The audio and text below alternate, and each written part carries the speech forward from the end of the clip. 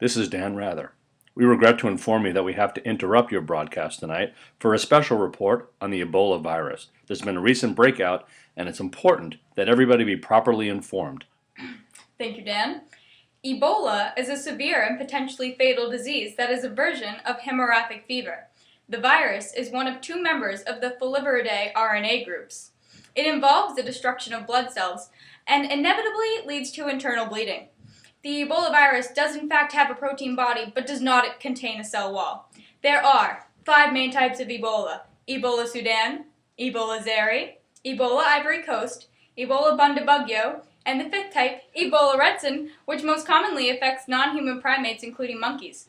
Seeing as the virus originated from the Foliviridae group, Ebola is long and thin, with each coil containing spikes and a strand of RNA.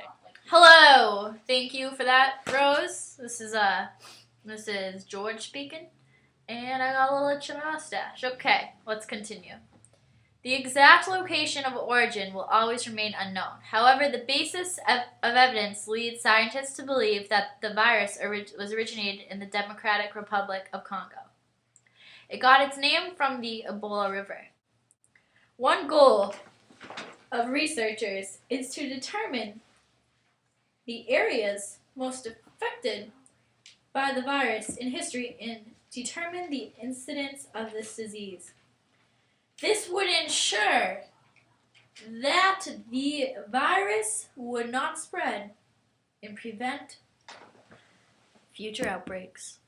Here's Jim. Thank you, George. There are many cases of Ebola that range from the years 1976 through 2009.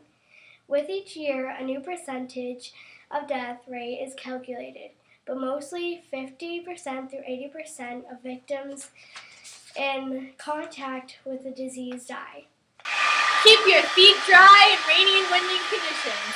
Your orthotics, $3.99 at your local CVS. Thank you. This is Dan Rather back again. Nonetheless, if you are feeling a little ill and you're worried if you have Ebola symptoms, here are some things to pay attention to. The onset symptoms of Ebola hemorrhagic fever are a fever, headache, joint and muscle aches, sore throat, and weakness. However, as the disease progresses, it's followed by the symptoms of vomiting, stomach pain, red eyes, a rash, hiccups, and internal and possibly external bleeding.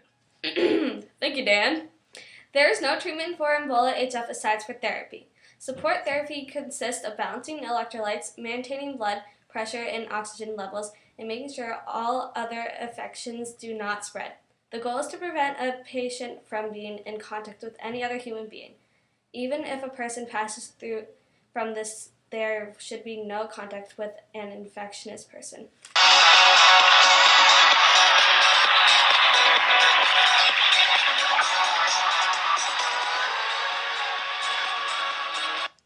For those of you upset about Philip Phillips' win in Season 12, tune in to Season 13 of American Idol.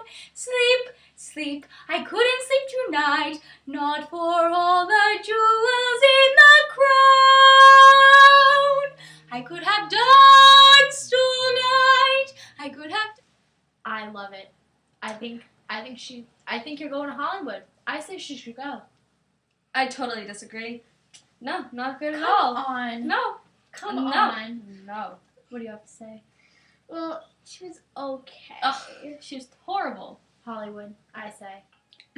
And we're back. Thank you for that commercial. On a more positive note, in reducing the number of outbreaks in the future, scientists are attempting to crack down on diagnostic procedures to see where the virus is originating and how to prevent it from spreading. Since the onset symptoms of Ebola, hemorrhagic fever, are so similar to any regular symptoms, this disease has been difficult for medical officials to prevent. This being said, research will continue on how to treat Ebola, but until then, healthcare providers will continue in trying their best to treat Ebola patients. That concludes our special broadcast on the Ebola virus. This is Dan Rather reporting to you live from...